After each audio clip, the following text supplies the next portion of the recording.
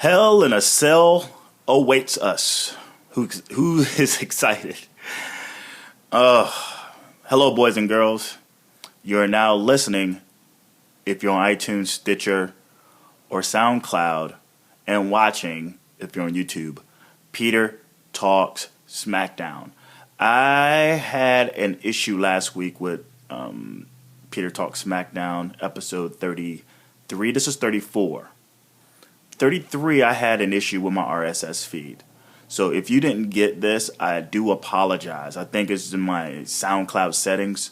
I think I went in to edit something, and because I went into like the regular one rather than the old school settings, it just didn't go out. So I'm just looking at my count, and it's pretty sad. And I imagine those who were waiting for this didn't get it, disappointed. I do apologize. That won't happen ever again. On to just a little plug. Be sure to check out Peter and Jake Talks Wrestling, episode 61. Also check out Peter's Raw Recap if you're on YouTube. And also check out the New Day podcast. I think that was episode 13. So those are my plugs for now. You can follow me, PJTW Central. Again, that's PJTW Central. That's on Twitter. And I do have a personal account as well that's in Instagram and all that shit. And Facebook is Ellen Japanese. LINJAPANESE. That's the SoundCloud address as well. But let's go into this SmackDown, because right now we're heading into Hell in a Cell. And we have several matches. We've had a couple of changes, injuries, and all that stuff. We all have our predictions. You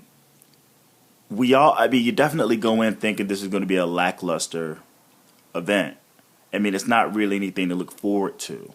And to call Brock Lesnar and The Undertaker the end-all be-all of, like, main events, that's a bit of a stretch. Now, the two of them have great chemistry. But you still, you try to put aside the fact that The Undertaker's a very old man. And I have him actually predicted to win. But in a Hell in a Cell, you have a lot of barriers. And one of them is no blood. And it's not like I'm some sick freak that wants to see a lot of blood and color. I just go, well, the Hell in a Cell is a very special event. It has had special matches because of the brutality. And that is gone. So, I would much rather them just wrestle a regular match rather than to be in the Hell in a Cell. But to call that like the end-all be-all of all main events is a bit of a stretch. You're going to have two Hell in a Cell matches, and that's one with Roman Reigns and Bray Wyatt. You also have the Dudley Boys facing the New Day. You have Nikki Bella going after her second Divas Championship against Charlotte Flair. And a couple of other matches that doesn't really amount to anything. So you're John Cena Open Challenge, and then Kane versus Seth Rollins. We'll see what happens. We just went through the house show of Raw, and if you're again curious to check out what what we felt about Raw, me and Jake, Peter and Jake Talks Wrestling, episode 61, go check that out. We also give our predictions. So let's go into SmackDown, which is this week is in Austin, Texas, at the University of Texas. Ample opportunity to bring in Mark Henry, being that he is from Austin, but you're going to have him in Dallas for Raw for a squash match. This would have been an opportunity. It's SmackDown. And I know they're trying to build towards Hell in a Cell, but there's things that could have just not been in here just to get Mark Henry in for the hometown pop. It's not like he's going to get those two often moving forward. They could have just gave him one. Just throw in anybody. just for the hometown pop. And that's the only thing that disappointed me about this show.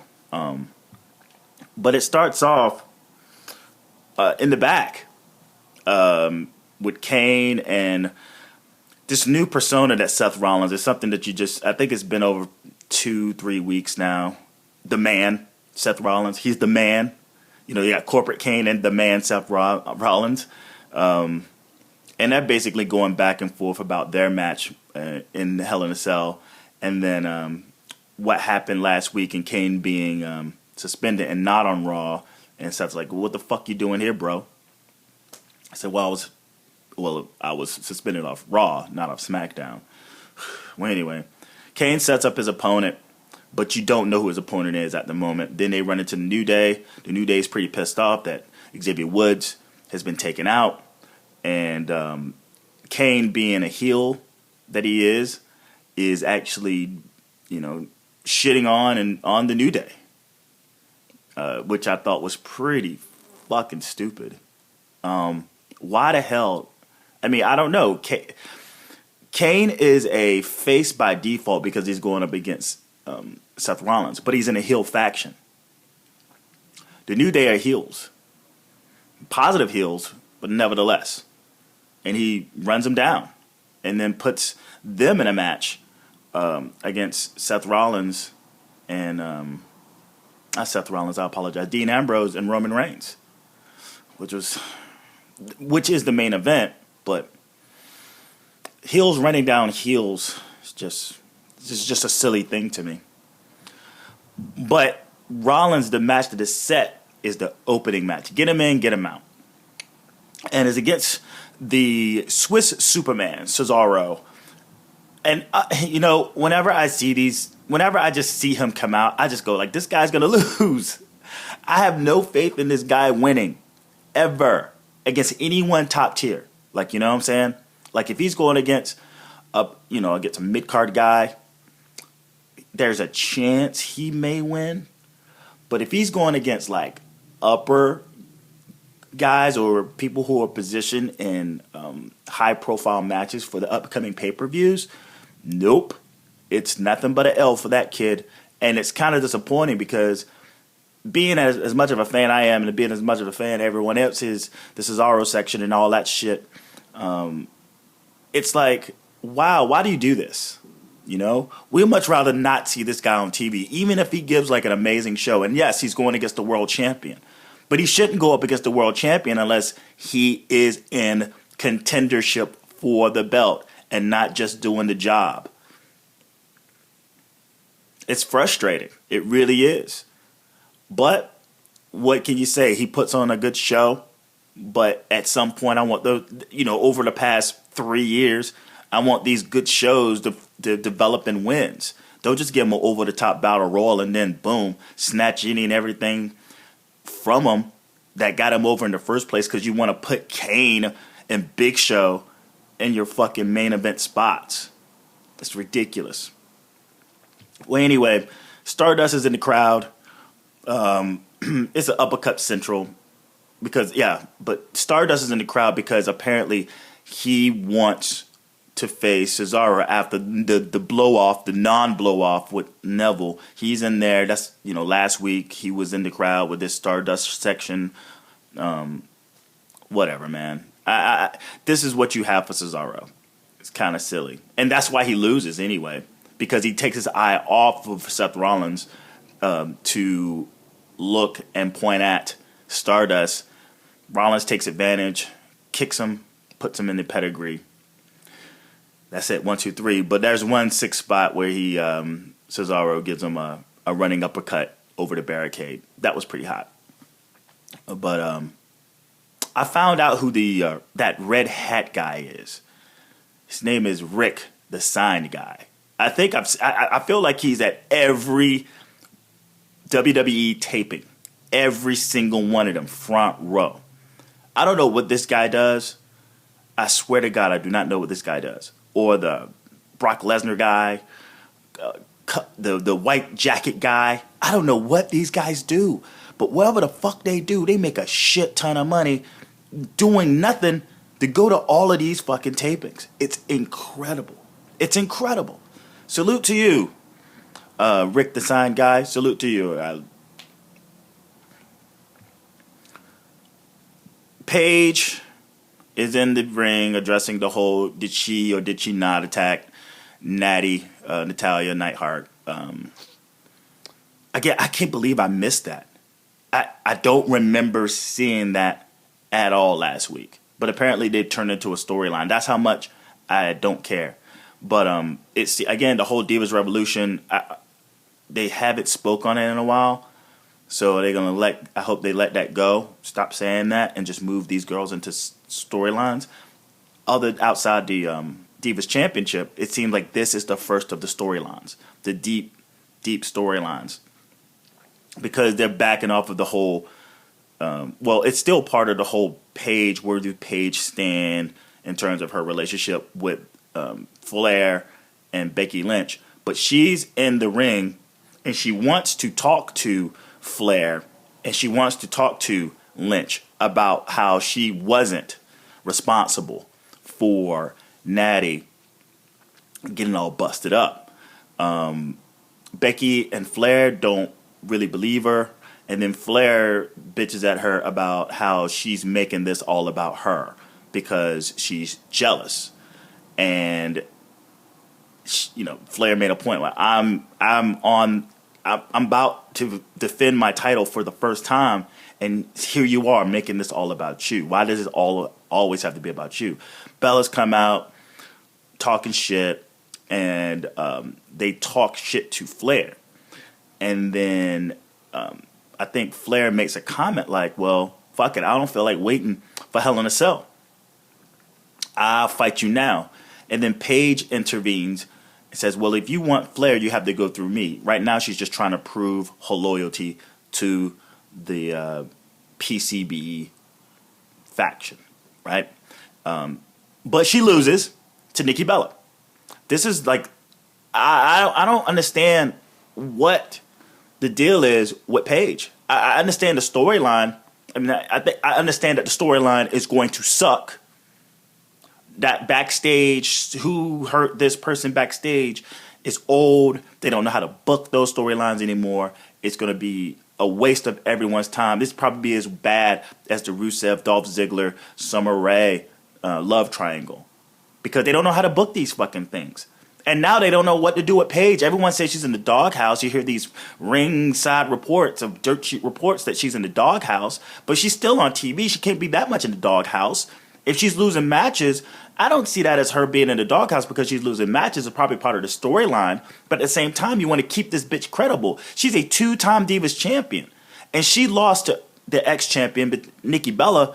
But, breaking kayfabe, she wrestled circles around Nikki Bella. And this was a great match. Hey, dude, seriously. Her match was pretty fucking good. Working the arm, just keep her bare bone, do a couple of moves. She reacts pretty well to things, even in the way she finished the match, where she was going to hit her with the bull hammer, but Paige avoided it. But then it was another situation where she was just in there and boom, just clocked her ass out, put her in a rack attack. Again, my counterpart, Jake, he hates Nikki Bella. He hates the living shit out of her. And I think he's just grown more in terms of, I guess, looking more towards NXT and, say, indie women. But, man, there's been episodes prior where she's improved. And I was the asshole about her. But I admitted she improved. She's improved a fuck lot. And you could even hear the commentator like, whoa, didn't expect this. Kind of a thing like, damn. But, yes, Nikki, my prediction is that she's going to win her belt back because Flair was nothing but a placeholder. She really was. They did nothing with her. And you could do a shit ton with Brie Bella. She's just that type of person. Not only, again, she's improved. She ain't no fucking Candice LaRue, by all means. But for what she does and what she represents, shit. If I was there, someone make a choice, I'd slap that fucker on her and then build someone up to take it from her. But Paige, she's an afterthought right now. For now, at least. She's still young. I mean, she got her career ahead of her. But right now, the way that she's just losing and losing and losing, it's just like, whoa. I'm curious to how you move forward in the next year. Like from here to WrestleMania, I would like to see what happens with Paige more than anybody on that roster. Because this is really weird. She came out, when she debuted House of Fire, she got longer matches, which I think she does better in. And now she's losing those matches where she should have been when she first fucking showed up and won the belt. 5-6 minute matches. But no, she was given 2 minutes. And now that the matches are longer, the people that deserve the shorter matches, the Bellas, even again, Nikki's improved.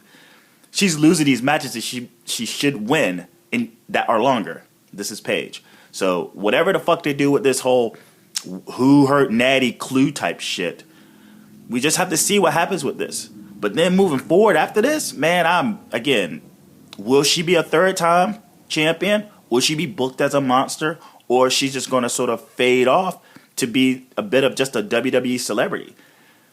If that's the case, that's a disappointment. That's going to be a huge disappointment.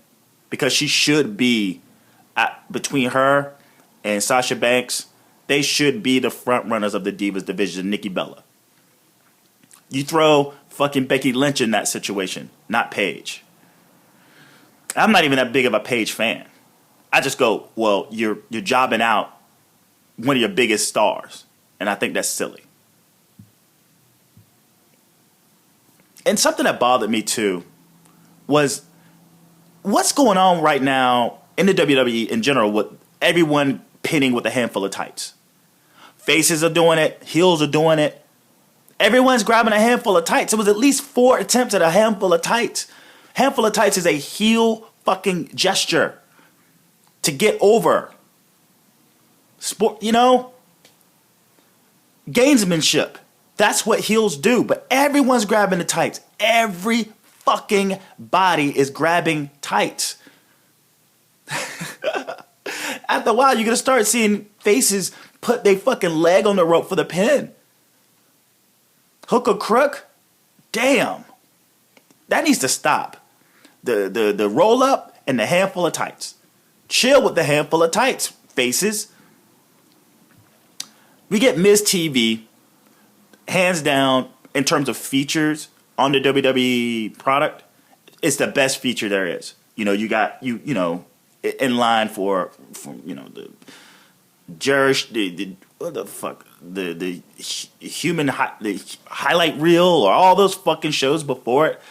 I mean, they were all great, but this Miz plays his part really awesome, and he just knows how to do it. And even the way that he carries himself in these fucking shows, hands down, best thing. Unless they throw like a dumb storyline in there, but for fuck's sakes, whenever Miz TV's on, when Miz TV gets a segment, I'm paying attention. Something cool is going to happen, if not just Miz being cool. But this is about Summer Rae and Dolph Ziggler and them coming to grips with what they have. Now, Dolph Ziggler comes out first, and basically they're just shooting off at each other, him and the Miz. And then he brings out Summer Rae. And then Summer Rae is talking, and then Dolph Ziggler's like, I'm just not into you, bro. Then we get the debut of Tyler Breeze. And I will say that I am someone who is very doubtful, I'm still is, that the Tyler Breeze gimmick is not going to translate too well over to the main roster. It's too gimmicky. It's too, his character is very gaudy, and the selfie stick thing is just a little, it seems just a little too juvenile. So he comes in, he cuts his introductory promo, and there's some people who are smart to the NXT. You get some NXT chants. He comes out, he cut his entry promo, then he beats the shit out of Dolph Ziggler. Now, it's about fucking time we get a debut with Impact like this. Normally, we get like a debut, and it's not necessarily like, hey, here's who I am, fuck you. Normally, they get jobbed out, or they don't get mic time, or they're not put in a situation where they can be taken seriously. He gets this opportunity. He gets in the ring. He says what he has to say. He doesn't miss a beat. And he fucking jacks one of the more popular members of the WWE roster, main roster. And he's coupling up with Summer Rae. One's going to only see what moves forward, but I was sitting there going like, okay, that was awesome. That was really cool. And I'm happy for Tyler Breeze, and I hope that the WWE creative don't fuck him up. And I hope it does translate. I hope that gimmick does translate over. As a heel, pretty boy heel, he'll get to wow people with his athletic ability and his wrestling ability. But one will only see what goes down. Now it looks like they just set up a feud. His first feud was with someone who kind of looked the same, with Dolph Ziggler. But that's a good start. It's a great start. Again, Tyler Breeze, congratulations. Getting a raise and getting into a pretty sweet feud that you can actually showcase who you are as a future star for that company. Oh God, we get Sheamus, Barrett with Rusev on the outside. They look like a fucking serious team. That's a 1-2-3 punch. Rusev's done with that whole relationship garbage. He's teamed up with like two guys that are like flailing. They're doing it good over here. I'm really happy about this. Really happy about this. One of the guys, a Money in the Bank holder, which is pretty silly. But him and Barrett, they make a great team. And Rusev, I love it. Maybe let's call them the Pounding Brutes. Get it? English, pound. Pounding Brutes. The Bulgarian Brute. Okay. They go up against the Lucha Dragons. They beat the Lucha Dragons after a distraction that led into a bro kick. His distraction is fighting off Wade Barrett while Sheamus is in the room. Sheamus is in the ring. Don't take your eye off Sheamus. He'll kick the fuck out of your face. There's one spot where Rusev pushes Barrett out of a way of a suicide dive by Sin Cara, and then he gets hit with a senton over the ref by Kalisto, which is pretty good. Kalisto had a great showing, an amazing showing. But man, those three guys, I would hate to see any of them fight each other. I think out of the entire group, I would much rather see Rusev versus Sheamus, maybe. But man, please just keep them away from tension. Let them support each other for a while. Please. Please. We don't need no fucking hanky-panky bullshit with just the heels all of a sudden turning on each other. These guys are flailing on their own. And this is the best position you could put them in. I swear to God. Your Money in the Bank holder, who is like a fucking fish out of water. Wade Barrett, a guy that just can't get right. Just cannot get right. Those chairs. Seeing him just burying him under those goddamn chairs. He haven't ever been able to bounce back yet. You got Rusev, who just got castrated for fucking, breaking kayfabe and exposing his wedding or his future marriage plans on social media. They got him the fuck out of that whole love triangle, and now he's teamed up with these guys. Man, please let these guys become stars in this shit. Let us remind ourselves why we either root or boo them, Okay, I'll just leave it like that. It sucks that the Lucha Dragons have to go down in flames, but god damn it, again, we need stars. We need stars bad. And if you just scrap the playbook, start from square one, throw these some bitches in a fucking faction. You look at all these other factions, they don't need to be in factions. They need to be solo motherfucks.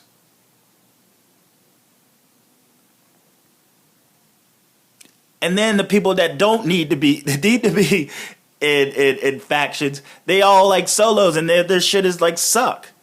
So all I'm saying is, this psychology works with these group of guys. For now. All right?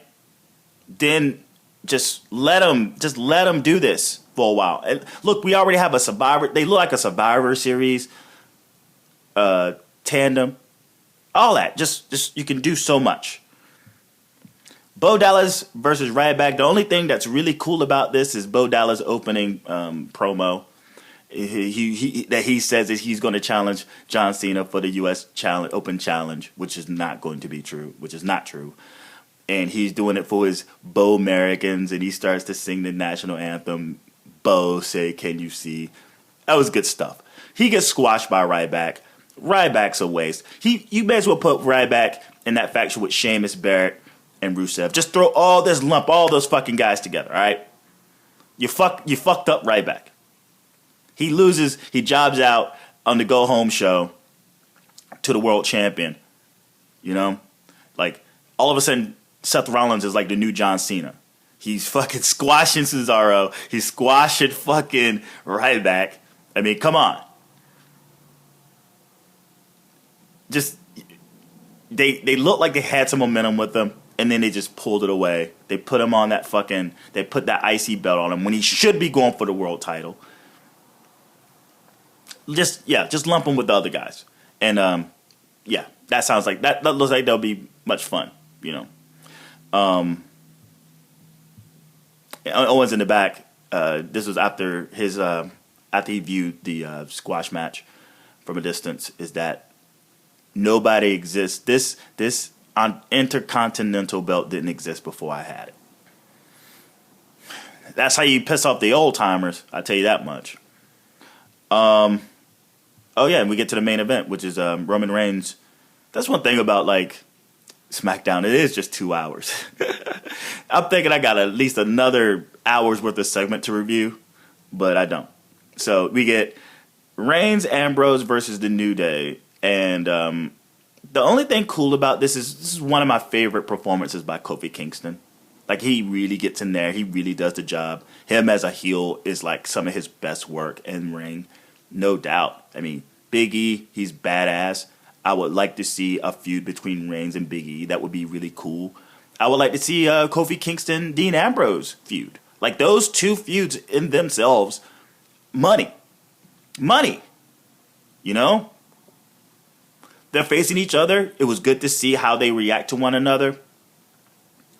You know, Kofi and Big E are without Xavier Wood. He will not be there at what I predicted. He will not be there at Hell in a Cell, which the Dudley Boys are going to win the belts. Maybe not. I mean, they just jobbed out to Roman Reigns and Dean Ambrose. Does Dean Ambrose even have a match at Hell in a Cell?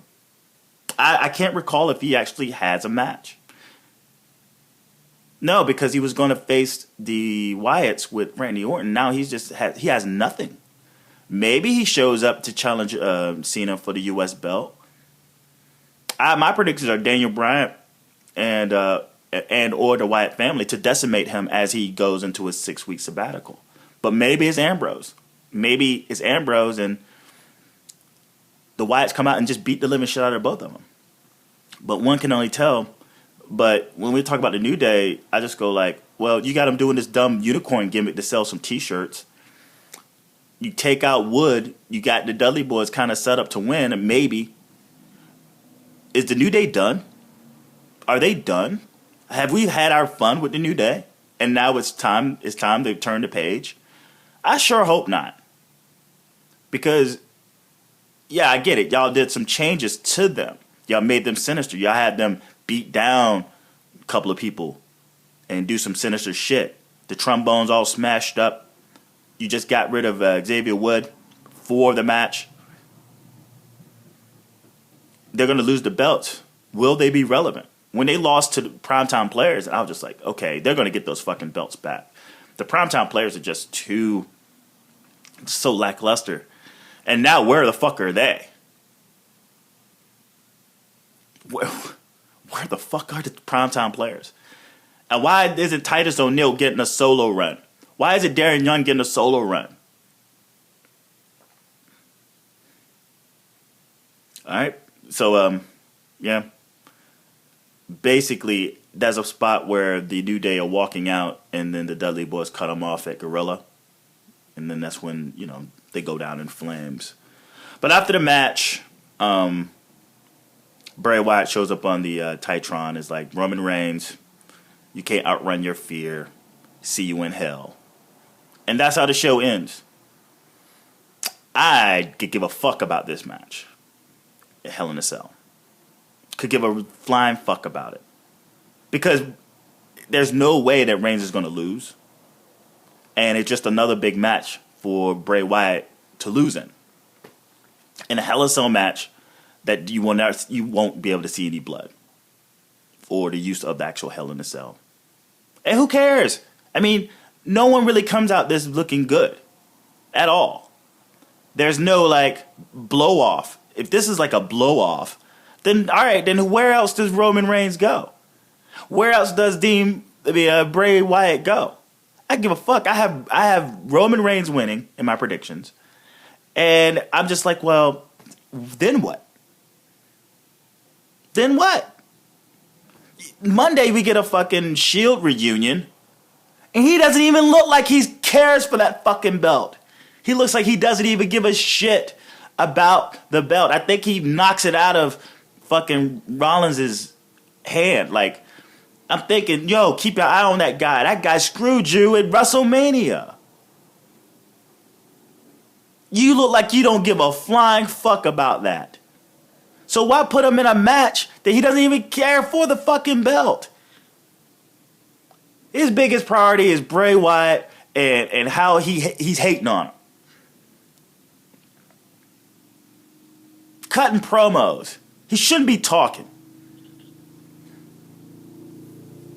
I'm all pissed off because, the more I think about this Hell in a Cell, the more discouraged I get. I'm about to miss football. Sunday Night Football. The fucking Panthers are going to play. They're undefeated. And I'm going to have to watch Hell in a Cell. And for matches I can give a fuck about. Taker. I've seen it. Taker, Brock, Reigns, fucking Wyatt, Rollins, Kane, Flair, Bella. U.S. Open Challenge is the only thing that's going to be the saving grace of this fucking pay-per-view.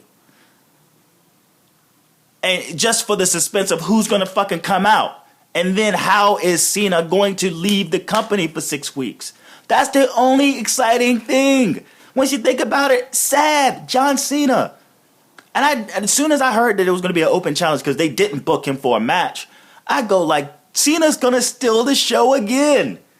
Ain't that a bitch? A guy who doesn't even have an actual match booked will steal the show. You name one match.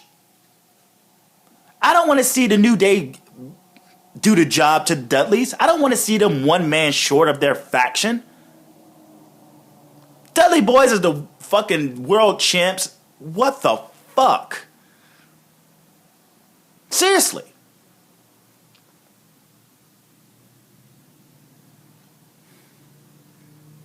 All the guys that should be stars by now and on the actual card are in the pre-show. In a 6-man tag. Neville, Cesaro, and fucking... Who the fuck is the third guy? It doesn't even matter. Because they're jabronis. They should be stars. Kane. I'm surprised the Big Show isn't in a main event. Kane. Undertaker. Give me a break. Well, anyway, I digress. Just So if you don't know already, I'm not that excited. Maybe it'll turn out just fine. That's how pay-per-views work out. But man, god damn it. This filler shit is what it is. It's filler. It's fucking filler. I'm going to do 3 recordings of my live reactions. You're going to get the US Open Challenge. You're going to get, by request, I'm going to do Seth versus Kane. And I'm going to do also The Undertaker versus Brock Lesnar in the Hell in a Cell. Those are the 3 videos I will be putting up my reactions. And I apologize I haven't put up the 10 ways that the WWE could get better. I apologize. I really do apologize. I will wait till next week after Hell in a Cell to possibly get that to you, 1 through 5. Don't hold your breath. But I got to get that up. It's just things that are bothering the living shit out of me. And it's just time to let that be known. Possibly get some hits. And for those who are watching, man, thank you so much. Hit that subscription button below. Subscribe if you're listening on iTunes. Subscribe if you're listening on SoundCloud. Subscribe if you're listening on Stitcher. Put me in your favorites. Hit the thumbs up button. If you like what you hear, hit that thumbs up button. If it's something you agree with or don't agree with, leave a comment below. I mean, interaction is nice. I'm glad that y'all are checking out the videos. I see a climb each week. I see a climb. And I do appreciate it. You can add me, PJTW Central. Again, that's PJTW Central. That's Twitter. And then there's Ellen Japanese. LINJAPANESE. That's my other Twitter account and my Instagram account. Hell, if you even do Snapchat. And the most important thing you could possibly do out of all those platforms is share. Share. Post this on your Twitter, post this on your Facebook, post it on your anything, any platform you have to your other, put it on boards. Any way you can get this out for other people to check this out, I'll be much appreciated. And shouts to you guys for supporting the Peter and Jake Talks Wrestling content. I do this for you. We do this for you. I have a lot of fun. I lose a lot of hours out of a day. I tell you that much. Just on slow computers, working on actually no budget at all. And I'm not looking for like sponsorships with them. I just want interaction. I just want to know what other wrestling fan thinks. That's all. That's all. So again, subscribe, comment, like, and also share. Add PJTW Central. Actually, I don't even know what the fuck this means. I think this is a soccer shirt. If you're watching it now, LFW, left forward. I don't know. I just wear it. I think this shirt is like 11 years old.